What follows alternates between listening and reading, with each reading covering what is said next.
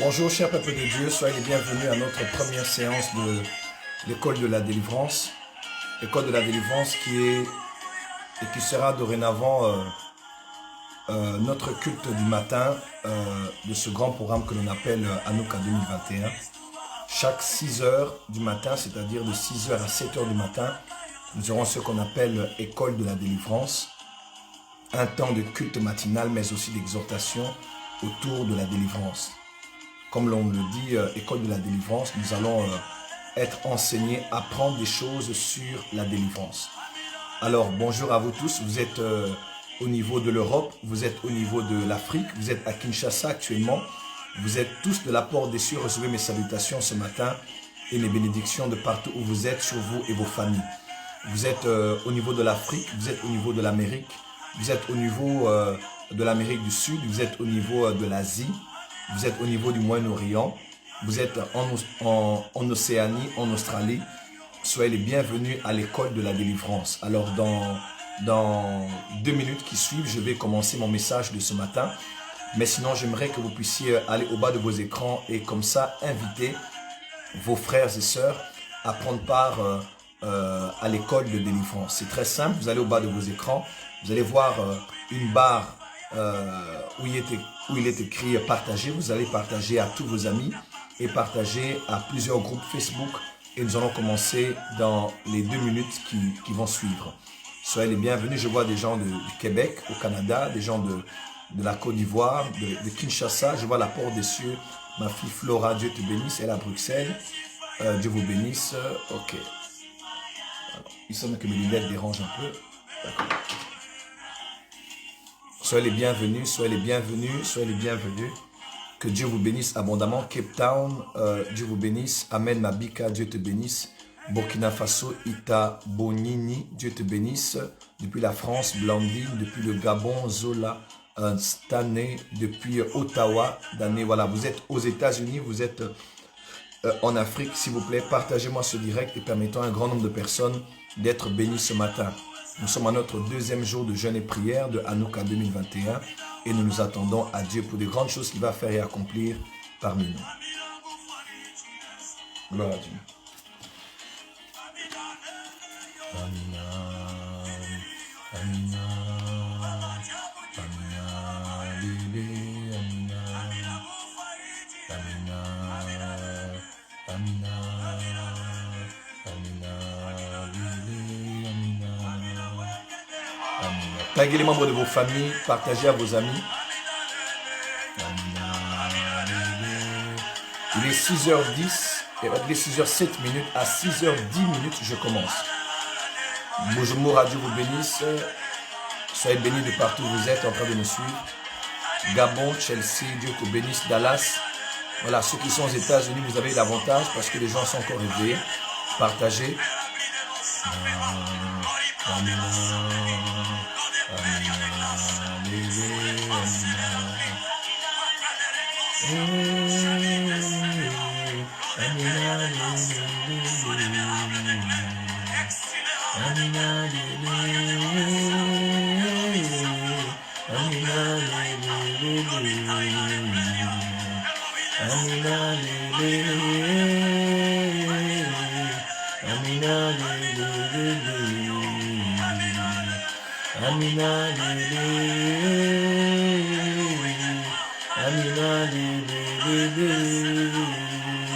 Allez, nous commençons à remercier Dieu ce matin. La Bible déclare du soleil levant au soleil couchant, que le nom du Seigneur soit célébré.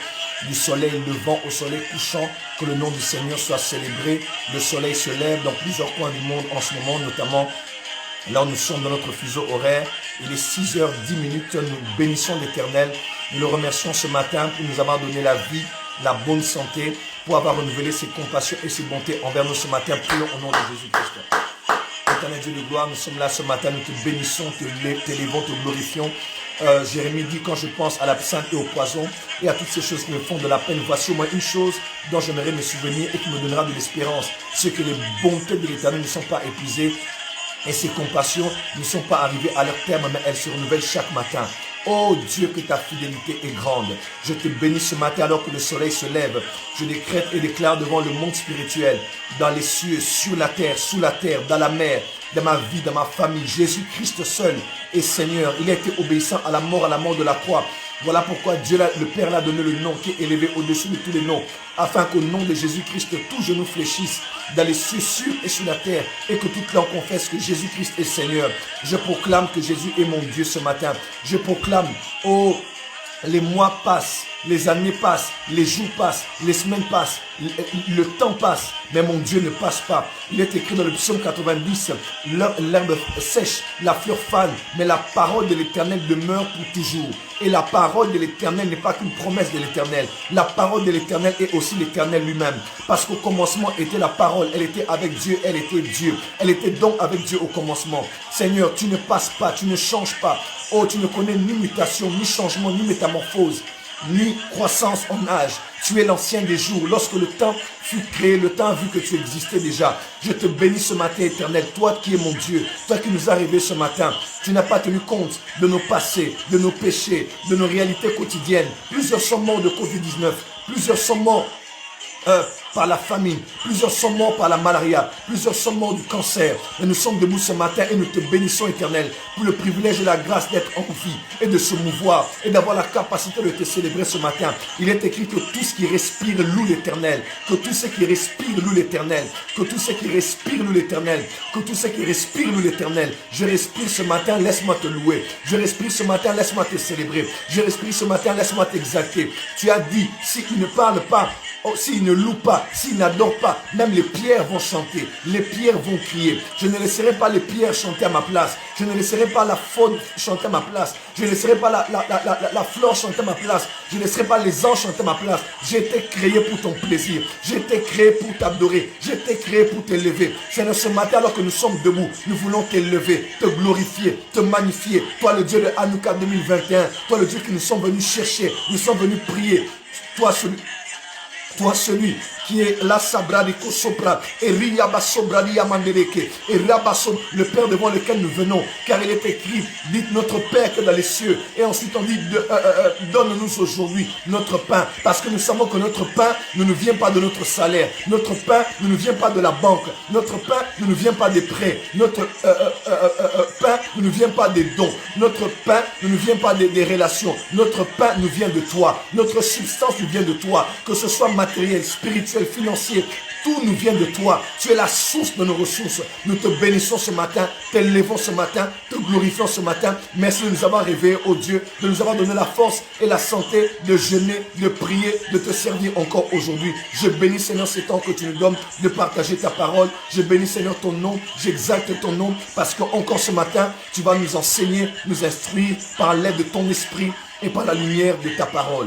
Bénis ces instants, Père, que nous partageons dans les Écritures, au nom puissant de Jésus. Bénis ces hommes et ces femmes qui sont rêvés avec nous, parce qu'ils se sont décidés de chercher Dieu, la Sabradiyama, de chercher Dieu comme jamais, de prier Dieu comme jamais, de s'approcher de Dieu comme jamais. Éternel, bénis ce culte matinal et bénis ces instants que nous passons à l'école de la délivrance.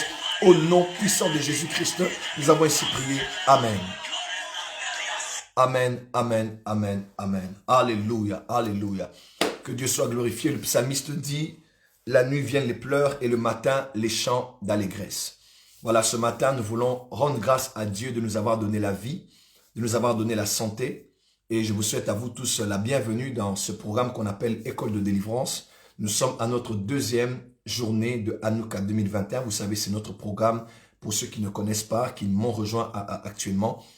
C'est un programme qui a commencé depuis hier, le mercredi 20 janvier, et nous allons clôturer ainsi le dimanche 28 février 2021. Alors hier, nous n'avions pas eu l'école de délivrance de 6h à 7h. Nous n'avons pas eu guerre de midi de 12h à 13h30. Mais nous avons eu seulement la grande plénière le soir. Mon frère, le prophète Jean Toto Chabani, a eu à introduire quel message, quelle profondeur, quel impact. Il y a eu une foule nombreuse qui a répondu à ce programme et nous donnons toute la gloire à Jésus pour cela. Alors ce matin, nous commençons et vous aurez comme ça tous les matins, sauf les dimanches, de 6h à 7h, nous aurons école de délivrance. J'aurai moi-même à enseigner dans ce programme. Alors soyez les bienvenus à vous tous qui nous avez rejoints, que Dieu vous bénisse abondamment et nous commençons directement. École de la délivrance. Je vais lire pour vous un verset dans Psaume chapitre 91, Psaume 91, Psaume 91 pour nous qui sommes du système belge, Psaume 91. Je vais lire à partir du verset 9.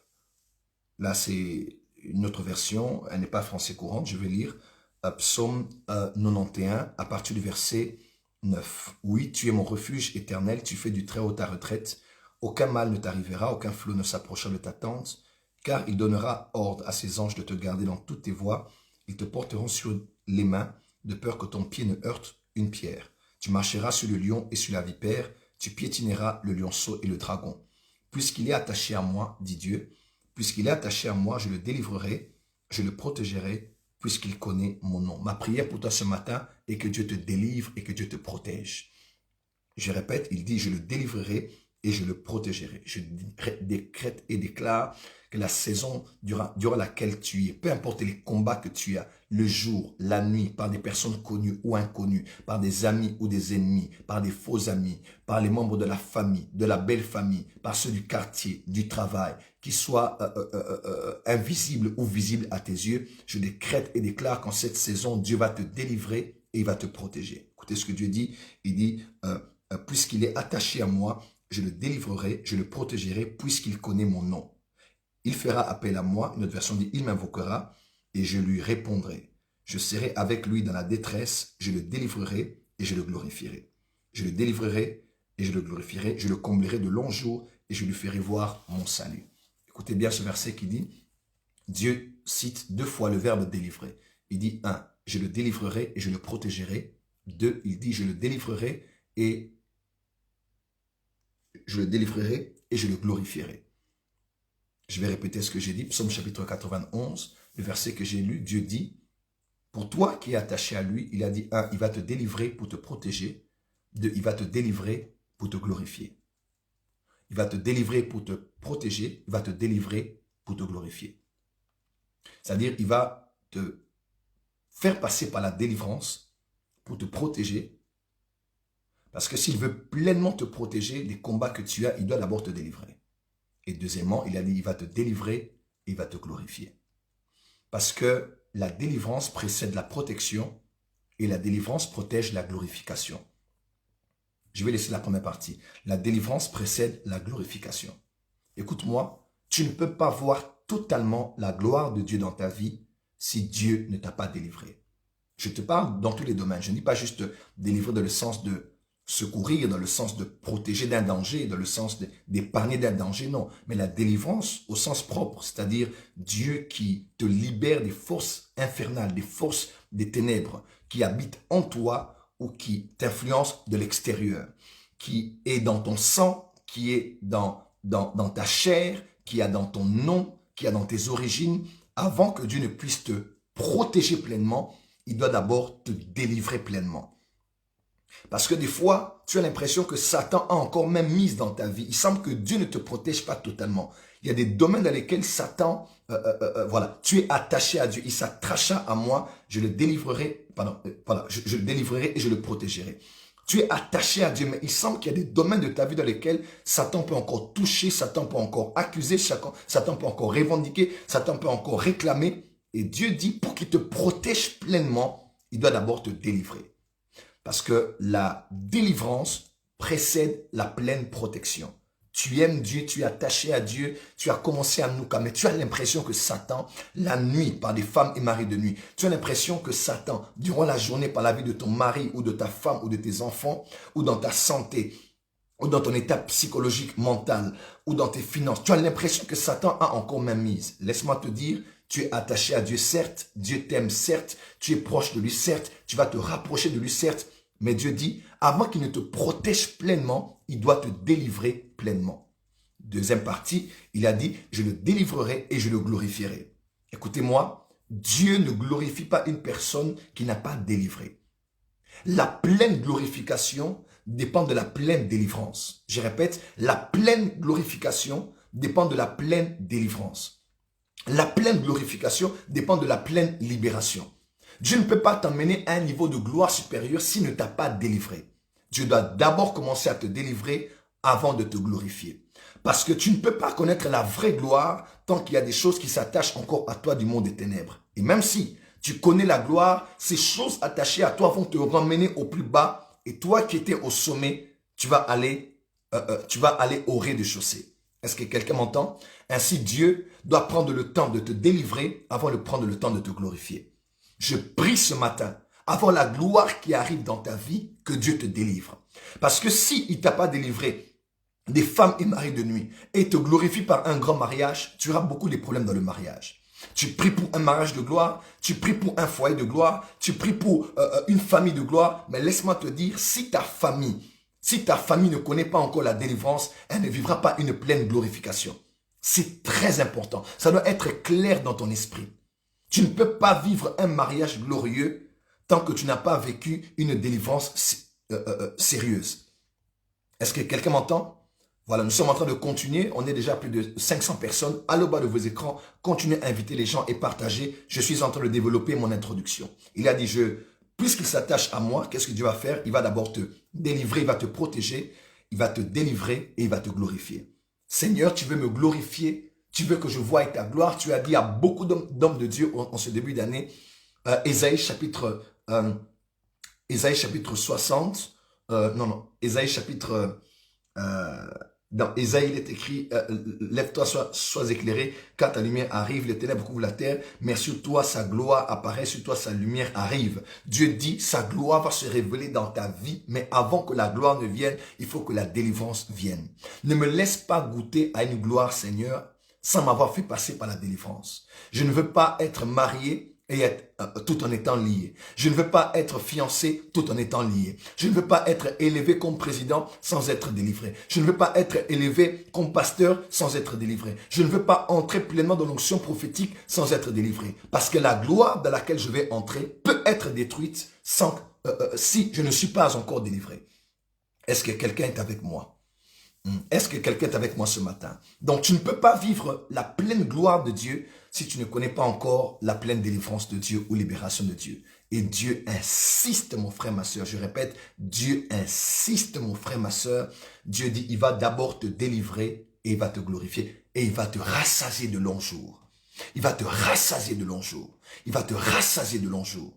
Je décrète et déclare sur les 500 personnes qui partagent ce direct. Je décrète et déclare sur ces 500 personnes connectées ce matin, en train de taguer les membres de leur famille, qu'en cette saison de Hanouka 2021, qui est axée essentiellement sur la délivrance, dans cette école de délivrance, je décrète et déclare en tant qu'apôtre et prophète et père, dans cette génération, je décrète et déclare dans l'atmosphère de ta vie, je décrète et déclare dans l'ADN de ta vie, je décrète et déclare dans le sang de ton corps. Je décrète et déclare dans le nom de ta famille que tu portes. Je décrète et déclare par rapport à la maison dans laquelle tu habites. Je décrète et déclare sur la terre sur laquelle tu te tiens. Au nom de Jésus-Christ, tu vas vivre une pleine délivrance et une pleine protection. Tu vas vivre une pleine délivrance et une pleine glorification. Tu vivras la libération qui t'emmènera à la protection. Tu vivras la libération qui t'emmènera à la glorification. Au nom puissant de Jésus-Christ, que cette parole s'attache à toi et à toute ta famille. Au nom de Jésus-Christ. Amen. Alors, en guise d'introduction, ce matin, je voudrais vous parler sur le thème « La délivrance en 3 temps et en 3 dimensions ». La délivrance en 3 temps et en 3 dimensions. Je répète, la délivrance en 3 temps et en 3 dimensions. J'aimerais lire pour vous 1 Thessaloniciens 5, verset 20, notez, puisque c'est l'école, 1 Thessaloniciens 5, verset 20. 1 Thessaloniciens 5, verset 20. 1 Thessaloniciens 5, verset 20. 1 Thessaloniciens est le premier épître que l'apôtre Paul a eu à écrire après ces 3 ans qu'il a passé en Arabie. Et les commentateurs bibliques disent qu'il a passé 3 ans au mont Sinaï, mont sur lequel Moïse avait reçu les tablettes de la loi. Donc, autant que le dispensateur de la loi a été au Sinaï pour recevoir les tablettes de Pierre, autant le dispensateur de la grâce a été au mont Sinaï à son tour pour recevoir les tablettes de la grâce. Et son message a expliqué la grâce, son message a explicité la grâce, et nous devons cela à l'apôtre Paul. Alors quand il est descendu de la montagne, c'est le premier épître que l'apôtre Paul a écrit, était l'épître qu'il a écrit aux Thessaloniciens. 1 Thessaloniciens 5, verset 20. Je vais lire la parole de Dieu. Voilà. On dit ici, verset 23, s'il vous plaît, 1 Thessaloniciens 5, verset 23, 1 Thessaloniciens 5, verset 23, que le Dieu de la paix vous conduise lui-même à une sainteté totale et que votre être, l'esprit, l'âme et le corps soient conservés irréprochables lors du retour de notre Seigneur Jésus-Christ. Que le Dieu de la paix vous conduise lui-même à une sainteté totale. Je décrète et déclare la saison de la délivrance totale et de la sainteté totale, et que tout votre être, l'esprit, l'âme et le corps soient conservés irréprochables lors du retour de notre Seigneur Jésus-Christ. Mes frères et sœurs, l'apôtre Paul, ici parlant aux Thessaloniciens, le premier épître et le deuxième épître aux Thessaloniciens est vraiment axé sur l'Église. Les saints qui étaient souvent, certains étaient très fainéants, paresseux, d'autres étaient très très souffrants parce qu'ils avaient perdu plusieurs des leurs. Et l'apôtre Paul vient en parlant aux Thessaloniciens, après avoir reçu la révélation de la grâce, la plus grande chose qu'il a tenu à dire à l'Église aux Thessaloniques était le retour de Jésus. Il a parlé ainsi de l'enlèvement de l'Église, et il a parlé aussi du retour glorieux de Christ, en passant aussi notamment par la venue de l'Antichrist. Vous allez voir cela dans 2 Thessaloniciens. Mais néanmoins, pour le verset que nous avons lu, 1 Thessaloniciens 5, verset 23, l'apôtre Paul établit une base doctrinale fondamentale, c'est-à-dire notre être tout entier est esprit, âme et corps. Je répète, notre être tout entier est esprit, âme et corps. Il ne parle pas à des païens, mais il parle à des saints. Il dit, vous les saints, vous êtes un être tout entier. Vous êtes un être tout entier. Vous êtes esprit, âme et corps. Je répète, vous êtes esprit, âme et corps. Répète après moi, je suis esprit, âme et corps. Je répète, je suis esprit, âme et corps. Encore pour la dernière fois, je suis esprit, âme et corps. Alors, j'aimerais poser ces bases qui sont fondamentales en cette première matinée de l'école de la délivrance. Là où vous me suivez, vous êtes né de nouveau. N'oubliez pas, vous êtes esprit, âme et corps. Donc, vous êtes un être tout entier composé de l'esprit, de l'âme et du corps. Revenons au commencement. Dans Genèse 1, vous allez voir, à partir du verset 20 et suivant, Dieu dit, faisons l'homme à notre image et à notre ressemblance. Faisons l'homme. Alors, en français, ce n'est pas un nous majestueux, c'est-à-dire, ce n'est pas une manière de parler, ce n'est pas une formule oratoire. Dieu dit, faisons l'homme. Non, Dieu ne parlait pas en termes de français seulement. Mais quand il disait, faisons l'homme à notre image, à notre ressemblance, vous allez voir cette même formule de parler dans Genèse chapitre 11, lorsque Dieu dit, alors descendons et confondons leur langage. Descendons et confondons leur langage. Vous allez voir cette même formule de parler dans Genèse aussi. Dieu dit, maintenant que l'homme est devenu comme nous, maintenant que l'homme est devenu comme nous, maintenant que l'homme est devenu comme nous, et à la connaissance du bien et du mal, devenu comme nous. Ok? Alors quand Dieu parle de nous, il ne parle pas d'un nous majestueux, mais il parle ainsi. C'est le Père, le Fils et le Saint-Esprit qui parlent. Parce que nous croyons en un Dieu trinitaire, nous croyons en un seul Dieu, Père, Fils et Saint-Esprit. Comme je l'avais dit dans plusieurs de mes enseignements, la Trinité est un mystère. C'est un Dieu, 3 personnes en un seul Dieu. Indivisible, inséparable, coéternel, coexistant, co-créateur. Co-créateur. Jésus a dit, je te loue Père, créateur des cieux et de la terre. Je te loue Père, créateur des cieux et de la terre. Parce que le Père est le créateur des cieux et de la terre. 1. Le Père est créateur. 2. La Bible déclare dans Genèse, Jean 1, verset 1, il est écrit au commencement était la parole, elle était avec Dieu, elle était donc avec Dieu au commencement. Rien n'a été fait sans elle et tout ce qui a été fait par elle. Là, c'est le prophète et l'apôtre Jean qui a écrit. En d'autres termes, tout ce qui existe a été fait par la parole. Et rien de ce qui n'existe n'a été fait sans la parole. Et la parole, c'est qui? Vous allez le voir au verset 12. À tous ceux qui l'ont reçu, qui ont cru en elle, qui, la parole, elle leur a donné le pouvoir de devenir enfants de Dieu, lesquels sont nés ni de la volonté de l'homme, de la chair, ni du sang, mais de Dieu. Donc, Jésus est créateur. Colossiens 1, verset 15 et suivant, on dit, c'est par lui que toutes choses ont été faites, les visibles et les invisibles. Donc, le Père est créateur, Jésus est créateur, parce que Jésus est la parole qui a créé tout ce que nous voyons. Hébreux 11, verset 3, c'est par la foi que nous croyons que l'univers a été créé par la parole de Dieu, de telle manière que les choses visibles ont été tirées des invisibles. Donc, le Père est créateur, le Père est créateur. 2, le Fils est créateur, parce qu'il est la parole créatrice qui a créé tout ce qui existe, les visibles et les invisibles.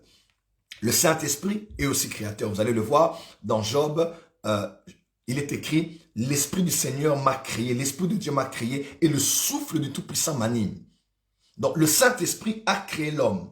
Le Saint-Esprit a créé l'homme. Écrit dans Job. Le Saint-Esprit a créé l'homme. Donc, le Père est créateur, le Fils est créateur, le Saint-Esprit est créateur. Donc, Dieu, Trinitaire, a dit, faisons l'homme, ou bien créons l'homme à notre image et à notre ressemblance. Qui parlait? C'est le Père, le Fils. C'est le Père, le Fils et le Saint-Esprit qui disaient, on va faire l'homme à notre image et à notre ressemblance. Alors, ce verset veut dire plusieurs choses, notamment 2 choses, pour notre cas d'espèce. Numéro 1, faisons l'homme à notre image et à notre ressemblance, veut dire, faisons l'homme esprit comme nous aussi nous sommes esprit. Parce que le Père est esprit, Jésus est esprit, le Saint-Esprit est esprit. Ok? Parce que Dieu est esprit et ceux qu'il faut qu'il adore, l'adore en esprit, en vérité. Dieu est esprit, Jésus est esprit, il n'est pas avec nous, il est allé quelque part dans une dimension, il a dit, là où je suis, vous y serez aussi. Et le Saint-Esprit est esprit, on l'appelle le Saint-Esprit, Ruach HaKodesh, Ruach Elohim, Ruach HaKodesh, c'est l'Esprit de Dieu, c'est l'Esprit de Dieu, il est esprit, le Père est esprit, Jésus est esprit et le Saint-Esprit est esprit. Donc dire que faisons l'homme à notre image, à notre ressemblance, ça veut dire faisons l'homme qui soit esprit comme nous, ok? Qu'il soit esprit comme nous. Voilà pourquoi dans Genèse chapitre 1, Dieu avait créé l'esprit de l'homme et l'esprit de la femme, mais il ne les avait pas encore donné des corps. Parce que l'homme est d'abord esprit. Et l'homme créa l'homme et la femme. Notre version dit Dieu créa tous les êtres humains. Donc Dieu avait créé d'abord l'esprit de l'homme et de la femme. Et dans le chapitre 2, à partir du verset 4 et suivant, maintenant Dieu dit, il est écrit, l'Éternel forma l'homme de la poussière de la terre. Créé de Genèse 1 veut dire bara, qui veut dire créer du néant. Mais former veut dire yatsar en hébreu, qui veut dire créer à partir de quelque chose.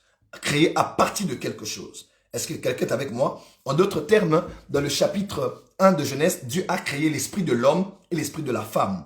Dans le chapitre 2, Dieu a pris l'esprit de l'homme et de la femme et il a formé un corps pour que ces esprits puissent vivre effectivement ici-bas sur la terre. Donc numéro 1, lorsque Dieu dit faisons l'homme à notre image, à notre ressemblance, parce que l'homme est d'abord esprit.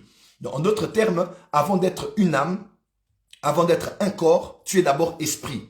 Maintenant, vous allez voir dans le chapitre 2, Dieu maintenant prend l'esprit de l'homme qu'il avait créé, il le souffle dans un corps, il le souffle dans l'argile, et le contact de l'esprit et du corps ont emmené l'émanation de ce qu'on appelle l'âme. Et l'homme devint une âme vivante. Mais Dieu avait créé l'esprit, Dieu a formé le corps, et Dieu a fait entrer l'esprit dans le corps, et la fusion de l'esprit et du corps ont formé ce qu'on appelle l'âme. Ainsi, l'homme est esprit, il a une âme, il est dans un corps. Il est esprit, il a une âme, il est dans un corps. Dans Job, on dit, en réalité, dans l'homme, c'est l'esprit. En réalité, dans l'homme, c'est l'esprit. En réalité, dans l'homme, c'est l'esprit. L'homme est esprit, il a une âme, il est dans un corps. L'homme est esprit, il a une âme, il est dans un corps. L'esprit est la partie de son être qui les met en contact avec Dieu, avec le monde spirituel. L'âme est la partie aussi immatérielle de son corps autant que l'esprit qui le met en contact avec sa personne. C'est le siège de sa personne, ok? Dans l'âme, nous avons la volonté. Dans l'âme, nous avons les émotions. Dans l'âme, nous avons l'intelligence. Dans l'âme, nous avons la volonté, nous avons l'intelligence et nous avons les émotions. C'est le siège de ta personnalité, ton âme. Et le corps te met en contact avec le monde ambiant dans lequel tu es par la chair et par les 5 sens. Est-ce que quelqu'un m'entend? Bienvenue à l'école de délivrance pour tous ceux qui nous rejoignent. Soyez bénis, ne perdez pas cette direction. Écoutez-moi très bien. Donc, l'homme est esprit, il a une âme, il est dans un corps. L'esprit le mettant en contact avec le monde spirituel. l'âme le mettait en contact aussi avec le monde spirituel parce que l'âme est immatérielle et aussi spirituelle. Parce que nous croyons aussi en la délivrance de l'âme. L'âme peut être aussi liée sur le plan spirituel, mais l'âme le met surtout en contact avec sa propre personne et l'esprit et le corps le met en contact avec le monde ambiant. Alors l'âme est la transition parce que l'âme est le centre de tout. On dit il faut aller sauver les âmes. On n'a pas dit il faut aller sauver les esprits. Parce que l'âme, c'est vraiment le centre de la personnalité. C'est là où quelqu'un décide de choisir pour Satan. C'est là où quelqu'un décide de voter pour Trump ou Joe Biden. C'est là où quelqu'un décide de recevoir Jésus ou bien de ne pas recevoir Jésus. Parce que c'est le siège de la personnalité de la personne. L'âme est le siège de la transition entre l'esprit et le corps. Et l'esprit ne peut pas influencer le corps sans passer par l'âme. Et le corps ne peut pas influencer l'esprit sans passer par l'âme. Voilà pourquoi l'âme est très très importante. C'est là où sont les pensées de l'homme. Et c'est de l'abondance du cœur que la bouche parle. Et c'est du cœur de l'homme que viennent les mauvaises pensées, dit Jésus. Donc tout commence au niveau de l'âme. Voilà pourquoi il est écrit, ne vous conformez pas au siècle présent, Romains 12, mais soyez transformés par le renouvellement de l'intelligence. En d'autres termes, par le renouvellement de votre âme. C'est dans la dimension de l'âme, vous êtes sauvés déjà, mais votre âme doit aussi être renouvelée. Vos pensées, vos émotions, votre volonté, votre intelligence doit être renouvelée. Pour ne pas avoir une intelligence obscurcie comme dit Paul. Votre volonté doit être renouvelée. Votre volonté doit dire oui totalement à la volonté du royaume, du règne de Dieu dans tous les plans de votre vie. Et votre âme doit être renouvelée, doit être transformée par quoi?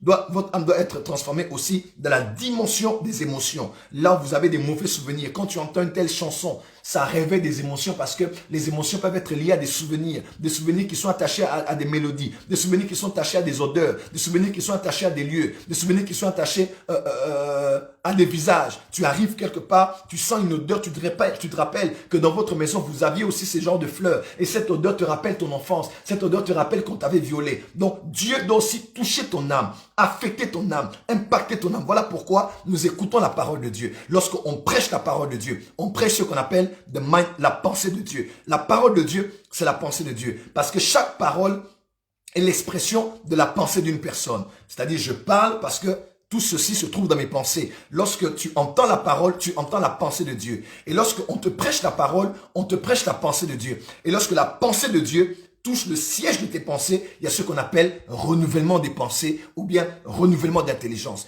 Ton âme est affectée quand on te prêche la parole, on t'enseigne la parole, on t'inculque la parole. Très important. Voilà pourquoi l'âme est très importante dans l'être de l'homme. Écoutez-moi très bien, je suis encore à notre première semaine. Aujourd'hui, jeudi, vendredi et samedi, je vais vraiment être dans les basiques. Parce que tu ne peux pas comprendre la délivrance tant que tu ne comprends pas la délivrance en 3 dimensions. Donc, je suis esprit, j'ai une âme et je suis dans un corps. Je suis esprit, j'ai une âme et je suis dans un corps. Je suis esprit, j'ai une âme et je suis dans un corps. Mon esprit me met en contact avec le monde spirituel, avec Dieu. Mon âme me met en contact avec ma personne. C'est le lieu de transition entre mon esprit et mon corps. Mon âme peut être directement en contact avec mon esprit, peut être aussi directement en contact avec mon âme. Une âme qui est affectée peut affecter l'esprit. Ton esprit veut prier en langue, mais ton âme est impactée automatiquement. C'est la pesanteur de quoi? C'est la pesanteur de ton esprit. Ton âme est affectée, ton corps peut être malade. C'est comme ça qu'on parle des maladies psychosomatiques. Mon corps n'a pas de problème, mais quand mon âme est affectée, mes émotions sont affectées, je suis blessé, on m'a dit une mauvaise parole qui est entrée dans mes oreilles, a affecté mon âme est affectée psychosomatique. Psychosomatique. Donc, quand mon âme est affectée, mon âme est blessée, je peux commencer à avoir des maux d'estomac. Mon corps n'a pas été affecté, mais mon corps est affecté parce que mon corps est attaché à mon âme. Ok? Donc, je suis esprit, j'ai une âme et je suis dans un corps. Très important. Très important. Je vous informe déjà que dès ce dimanche à la Porte des Cieux, je vais commencer une série qui va couvrir tout Hanouka 2021 intitulée L'homme spirituel. Je vais donner plus d'une dizaine de prédications. Tous les cultes de dimanche, je prêcherai différents messages. L'homme spirituel. L'homme spirituel. C'est très important. Dieu m'a dit de revenir aux basiques et d'expliquer ces choses. Des fois, nous allons trop loin, trop haut dans les révélations et pourtant plusieurs n'ont pas encore de mise à jour. On doit d'abord mettre les bases. L'homme spirituel. Je suis esprit. J'ai une âme, je suis dans un corps, votre être tout entier, esprit, âme et corps. Faisons l'homme à notre image. Pourquoi? Parce que Dieu est aussi Père, Fils et Saint-Esprit. En d'autres termes, Dieu a créé aussi l'homme, deuxièmement, non seulement esprit, mais Dieu a aussi créé l'homme, deuxièmement, tripartite, c'est-à-dire il a un esprit, il a une âme, il est dans un corps. Le Père n'est pas le Fils n'est pas le Saint-Esprit, de la même manière que l'esprit n'est pas l'âme, l'âme n'est pas le corps. Ok, le Père a des prérogatives, il est le Créateur notamment, le Fils est le Sauveur, il est le Rédempteur, et le Saint-Esprit est le Régénérateur. Ok, le Saint-Esprit est le Régénérateur, le Père, excusez-moi, le Saint-Esprit est le Régénérateur, le Fils, il est le Sauveur, le Rédempteur, et le Père, il est le Créateur. C'est vrai que le Fils est aussi Créateur, le Fils est aussi régénérateur, mais ils ont des prérogatives. Le Père est créateur, le Fils est rédempteur et l'Esprit est régénérateur. Est-ce que quelqu'un m'entend? Donc, je suis d'abord esprit, j'ai une âme et je suis dans un corps. Ok? Je suis tripartite, créé à l'image, à la ressemblance de Dieu. Il a dit, faisons l'homme qui soit comme nous. Puisque nous sommes un nous. C'est-à-dire, nous sommes Père, Fils et Saint-Esprit. Nous sommes liés, attachés, mais différent. De la même manière, on va créer un être qui est aussi un. Il n'est pas indivisible. Pardon, il n'est pas divisible, il est un, mais il est tripartite. Il a l'esprit, il a l'âme et il a le corps. Donc là où tu es esprit, âme et corps, comme le Père et comme Dieu est Père, Fils et Saint-Esprit, et même comme le tabernacle était par vie, lieu saint et lieu très saint. Par vie, lieu saint et lieu très saint. Donc ton esprit n'est pas ton corps n'est pas ton âme. De la même manière que le Père n'est pas le Fils n'est pas le Saint-Esprit. Ne dites pas que c'est le Père qui est devenu Fils pour nous sauver. Non. Ce sont trois personnes distinctes.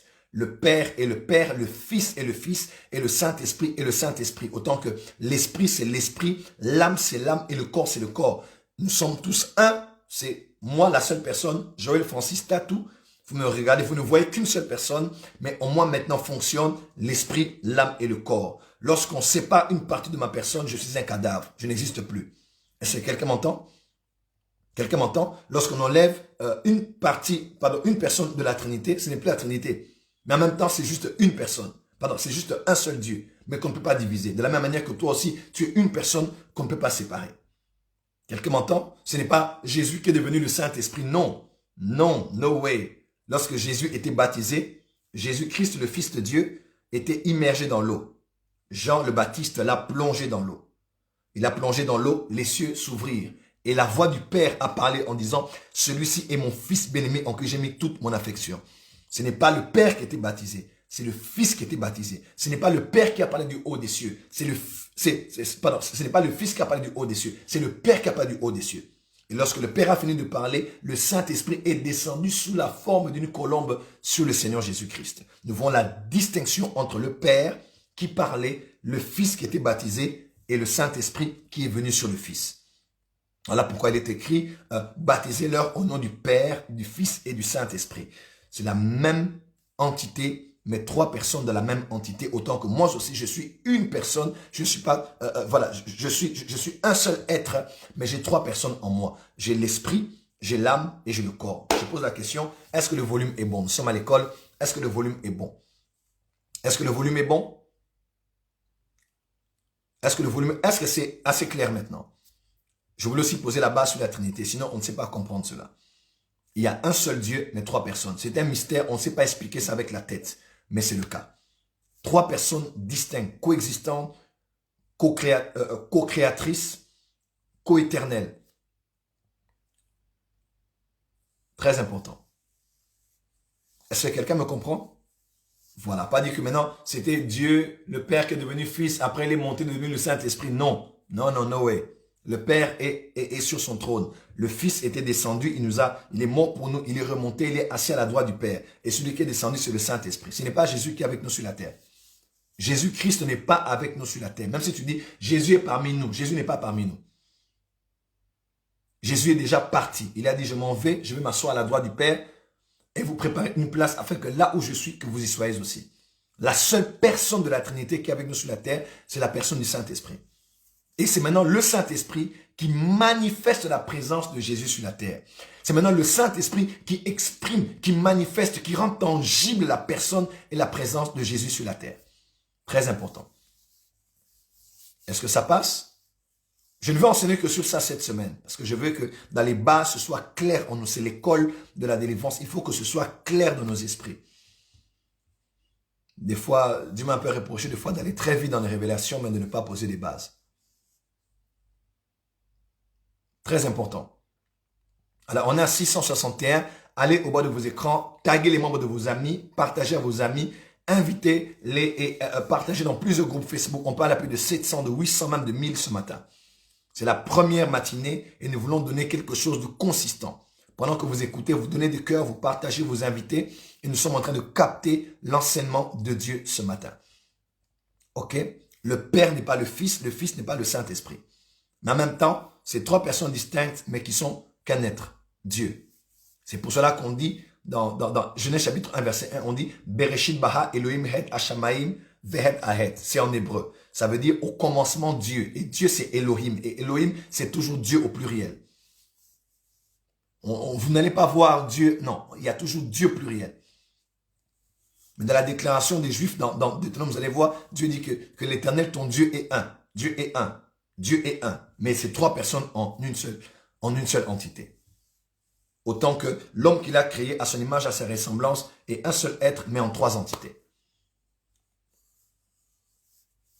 Voilà, quelqu'un dit ça passe et c'est très clair dans nos esprits. Faites-moi le plaisir, s'il vous plaît, de donner beaucoup de cœur, de partager, d'identifier ceux de vos familles. C'est très, très important.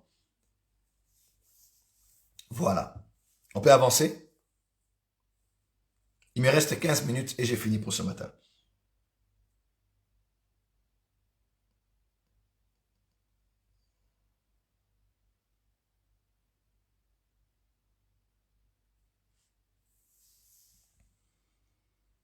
Très important.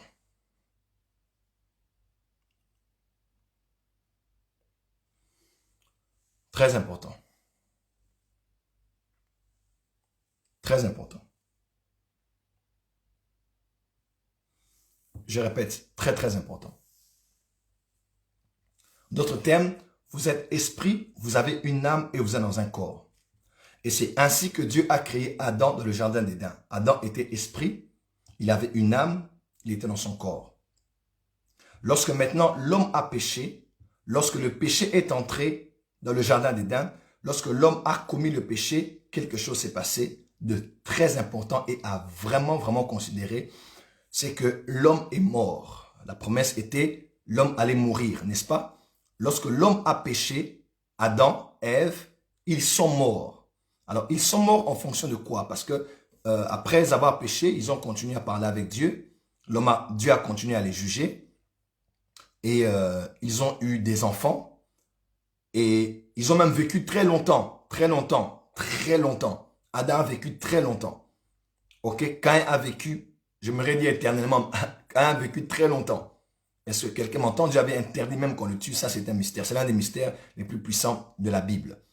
Quelqu'un m'entend? Lorsque l'homme, Adam, est mort, pourquoi a-t-il continué à vivre si longtemps s'il était vraiment mort? Au fait, lorsque l'homme est mort, il faut maintenant savoir, la mort est intervenue où? Adam, son corps était encore là. Il vivait encore. Il a eu Caïn, il a eu Abel. Il vécut encore longtemps. Il a même eu Seth après ça.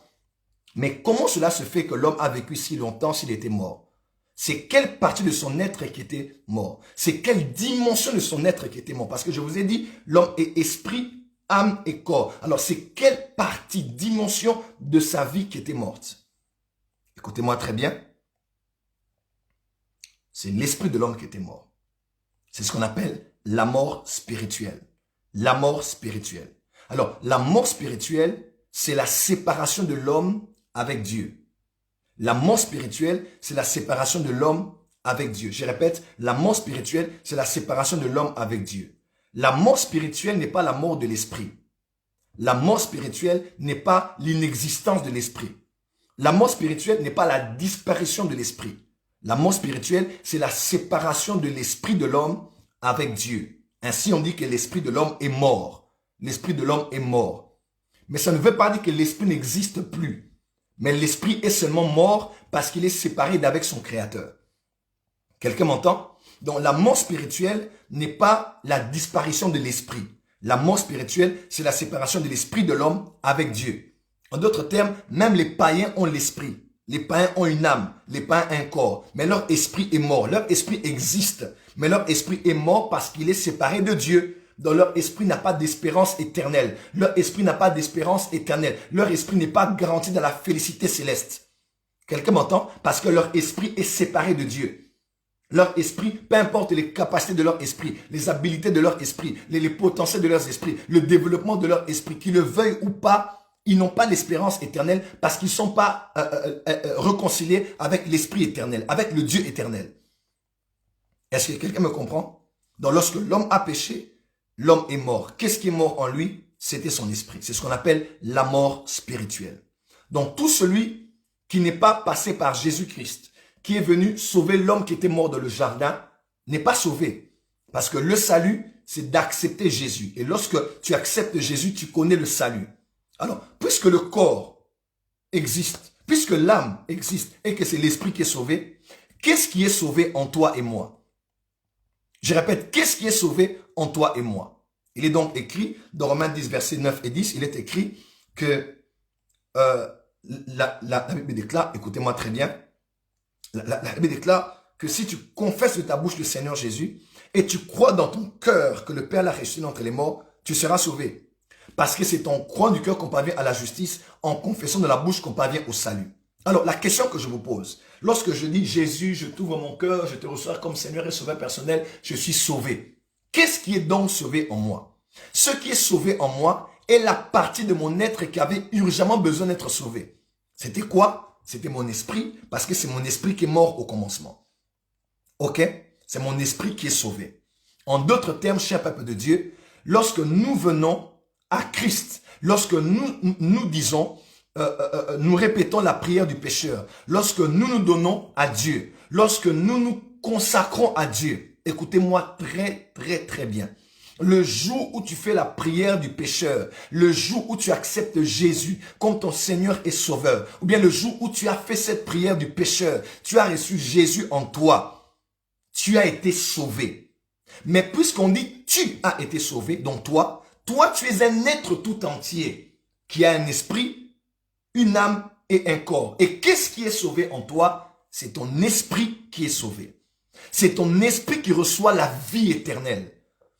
Ton esprit qui était mort, ton esprit qui était séparé de Dieu, ton esprit qui n'était plus lié au Dieu éternel, ton esprit qui était damné, ton esprit qui était déjà prédestiné à aller dans les abîmes. C'est ton esprit qui reçoit la vie éternelle. C'est ton esprit qui est régénéré par le Saint-Esprit. C'est ton esprit qui est récréé. Tu es une nouvelle création. Tu es une nouvelle création. Est-ce que quelqu'un m'entend? Tu es une nouvelle création. Donc, le jour où je suis sauvé, ce n'est pas mon âme qui est sauvée. Ce n'est pas mon corps qui est sauvé, mais c'est mon esprit qui est sauvé. Quelqu'un m'entend? Le jour où je suis sauvé, ce n'est pas mon âme qui est sauvée. Ce n'est pas mon corps qui est sauvé, mais c'est mon esprit qui est sauvé. Le jour où je suis sauvé, c'est mon esprit qui est sauvé. Ce n'est pas mon âme qui est sauvée et non plus mon corps qui est sauvé. Ok? Ce n'est pas c'est mon esprit qui est sauvé. Ce n'est pas mon âme qui est sauvée. Ce n'est pas mon corps qui est sauvé. C'est juste mon esprit qui est sauvé. C'est mon esprit qui a la vie éternelle. C'est mon esprit qui a reçu la Zoé de Dieu. C'est mon esprit qui est reconnecté avec le Créateur et qui est métamorphosé, transformé et devient une nouvelle création. Mon esprit est purifié, sanctifié, nettoyé. Et même quand on nous appelle les saints, qu'on appelle saint ceci, saint cela. Remarquez même dans Corinthiens, l'apôtre Paul appelle les Corinthiens les saints. 1 Corinthiens chapitre 1 verset 1. Il appelle les saints, aux saints qui sont à Corinthe, aux saints qui sont à Corinthe, aux Philippiens, aux saints qui sont à Philippe, aux saints qui sont à Corinthe, les saints. Il appelle les Corinthiens les saints. Mais regardez tout ce qu'il reproche aux Corinthiens. 1 Corinthiens 5, ils étaient tellement dans la fornication que l'un est même parti avec la femme de son père. Quelqu'un comprend? Ils mangeaient la Sainte Seine, ils péchaient en mangeant la Sainte Seine. Voilà pourquoi plusieurs étaient malades, infirmes et mouraient. Ils attrissaient le Saint-Esprit en faisant mauvais usage des dons spirituels. Ils avaient des divisions parmi eux. Ils étaient charnels. Mais Paul les appelle les saints. Alors, quand Paul appelle quelqu'un un saint, il appelle saint en fonction de quoi? Parce que cette personne ne marchait pas dans la sainteté. Les Corinthiens ne marchaient pas dans la sanctification. Non, les Corinthiens vivaient dans le péché, vivaient dans la fornication, vivaient dans la discipline, vivaient dans beaucoup de choses comme ça. Est-ce que quelqu'un m'entend? Alors pourquoi Paul pouvait les appeler des saints? Lisez avec moi, 1 Corinthiens 1. Est-ce que quelqu'un peut me suivre? Voilà, nous sommes à l'école, n'est-ce pas? Je m'en vais déjà terminer. Il me reste 8 minutes. 1 Corinthiens, chapitre 1. Ok?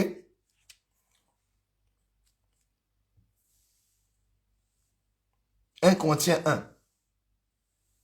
Dans la salutation, verset 1 au verset 3. Vous allez voir cela. L'apôtre Paul parle aux saints qui sont à Corinthe. Lisez toutes les épîtres de Paul. Vous allez voir au départ, il salue toujours les saints. Aux saints qui sont, aux saints qui sont, aux saints qui sont, aux saints qui sont. Mais à l'intérieur de ces épîtres-là, il les reproche de beaucoup de choses. Vous savez pourquoi? Parce qu'ils étaient effectivement saints. Mais qu'est-ce qui était saint en eux? C'était leur esprit. Leur esprit était déjà sanctifié. Voilà pourquoi Paul dit que Dieu consacre vos esprits dans la sainteté globale. Esprit, âme et corps. Alors, qu'est-ce qu'il en est de mon âme et de mon esprit quand je suis sauvé? Mon esprit est sauvé. Mon âme n'est pas sauvée. Quelqu'un m'entend? Mon âme n'est pas sauvée. C'est-à-dire, mon intelligence n'est pas sauvée. Mes émotions ne sont pas sauvées. Et ma volonté n'est pas sauvée. Je peux avoir reçu Jésus dans mon cœur, mais je suis encore toujours d'un air morose. Je suis toujours tristouné. Je suis toujours avec mes blessures intérieures à cause de mes émotions. J'ai toujours dans mes pensées les pensées du viol, les pensées du péché, les pensées des boîtes de nuit. Mon intelligence peut être encore tordue par rapport à ma culture, par rapport à la région dans laquelle je vis, par rapport à mon village, par rapport à mes mœurs. Mon intelligence est toujours attachée à ces choses. Ma volonté peut encore résister à Dieu. Je suis déjà sauvé. Mais Dieu dit, arrête avec la musique profane. Non, je n'arrêterai pas. Arrête avec cet homme marié. Non, je n'arrêterai pas. Arrête avec cette femme mariée. Non, je n'arrêterai pas. Arrête avec les boîtes de nuit. Non, je n'arrêterai pas. Arrête avec l'alcool. Non, je n'arrêterai pas. Arrête avec la cigarette. Non, je n'arrêterai pas. Tu es déjà sauvé. Mais ton âme a un problème. Ton âme doit être sauvée. Ok? Alors, je vous donne le verset et nous allons terminer ici. Jacques 1, verset 21. Jacques 1, 21.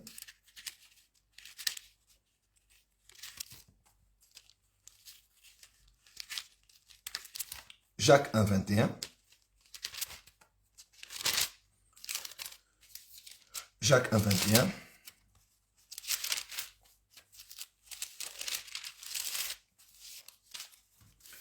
Jacques 1, 21.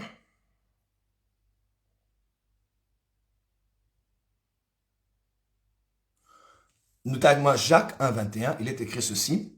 C'est pourquoi rejetez toute souillure et tout débordement dû à la méchanceté et accueillez avec douceur la parole qui a été plantée en vous et qui peut sauver votre âme. Accueillez avec douceur la parole qui a été plantée en vous et qui peut sauver votre âme. Et accueillez avec douceur la parole qui a été plantée en vous et qui peut sauver votre âme. Mettez en pratique la parole et ne vous contentez pas de l'écouter en vous trompant vous-même par de faux raisonnements. En effet, si quelqu'un écoute la parole et ne la met pas en pratique, il ressemble à un homme qui regarde à son visage dans un miroir et qui, après s'être observé, s'en va et oublie aussitôt comment il était. Est-ce que quelqu'un m'entend? La parole qui peut sauver votre âme. C'est-à-dire, il y a le salut de l'âme passe par son contact avec la parole de Dieu. Le salut de l'âme passe en contact avec les enseignements que tu reçois. Lorsque tu écoutes les enseignements, tu écoutes la parole, comme ça, comme ce matin, tu écoutes la parole. Demain, tu vas encore écouter. Après-demain, tu vas écouter. Après-demain, tu vas écouter. Chaque fois que tu écoutes la parole, on te prêche sur la fidélité par rapport à ton mari. Ah, tu dis, dans notre culture, la fidélité est normale. On est dans des clubs d'échangistes. C'est vrai, j'ai reçu Jésus. Mais dans mon âme, là, ça ne passe pas encore dans mes valeurs, dans mes cultures. Alors, quand la parole de Dieu vient en toi, la parole maintenant commence à t'expliquer que tu ne dois pas vivre comme ça. Tu dois te donner totalement à ton mari, totalement à ta femme. Ou bien même lorsque tu es là, tu es chrétien, mais dans votre culture, comme dans plusieurs pays, on te dira, bon, c'est vrai qu'on est sauvé, mais chez nous en Haïti, c'est comme si. Chez nous au Burundi, comme ça. Chez nous au Congo, les Congolais sont comme si. Chez nous, on est comme ça. Non, chez nous, les Balouba, par exemple. Les Balouba, moi aussi, dans mon sang, j'ai un lien avec les Balouba. J'ai même parlé avec l'une de mes tantes, ici, la sœur de mon père. Elle m'a dit, non, Joël, dans ton sang, tu as aussi le sang des Balouba. Dans les Balouba, par exemple, vous allez voir, la polygamie est normale, plusieurs femmes, tout ça. Et puis, il n'y a pas toujours l'égalité entre l'homme et la femme. C'est vrai que ça a beaucoup changé aujourd'hui. Mais surtout, dans les traditions, en Bujimaï ou au Kasaï, vous allez voir que la femme est en Dessa. La culture juive est très proche de la culture Louba. Et vous allez voir, par exemple, qu'un homme comme ça peut être sauvé, mais dans son âme, il est encore affecté dans le moule de la culture des Balouba. Ça, je prends un exemple parce que moi aussi, je le suis. Maintenant, quand tu écoutes la parole, on te dit en Galates que il n'y a ni homme, ni femme, ni juif, ni grec. Tu dis, oh, dans la parole a d'autres valeurs. La parole a d'autres valeurs. Donc, c'est pas une question non. On ne doit pas faire des dissociations. On ne doit pas mettre comme l'homme est plus sauvé que la femme, non. La femme est sauvée, l'homme est aussi sauvé. Parce que c'est souvent dans ces régions du monde qu'on n'accepte pas le ministère de la femme. Souvent dans ces régions du monde que vous allez voir, par exemple, une des doctrines comme ceux des branhamistes, être très acceptée. La femme ne doit pas prêcher. Vous voyez un peu? Parce qu'on se dit voilà. Est-ce que quelqu'un me comprend très bien? Dans notre pays, il n'y a pas des provinces qui ont été plus touchées par le branhamiste comme ces provinces-là. Tu sais pourquoi? Parce que ça ressemble souvent aux choses auxquelles culturellement nous croyons au Kasaï. Alors, maintenant, quand tu écoutes la parole, quand tu écoutes l'enseignement, on te révèle qui est la femme, qui est l'homme, comment éduquer les enfants, comment traiter son foyer, comment gérer l'argent. On ne gère plus l'argent par rapport à nos mœurs. Mais maintenant, la parole qui nous touche sauve notre âme. Et puis, le corps, 1 Corinthiens 15, versets 51 à 54, je termine ici. 1 Corinthiens 15, 51 à 54, je vous laisse lire cela, parce que je dois terminer tout de suite. 1 Corinthiens 15, 51 à 54. On vous fait comprendre comment le jour de l'enlèvement, lorsque la trompette va sonner, notre corps corruptible va revêtir l'incorruptible. C'est-à-dire le corps va être sauvé. Le corps va être sauvé. Le corps va être sauvé. En d'autres termes, lorsque je reçois Jésus, qu'est-ce qui se passe dans mon être? Mon esprit est sauvé.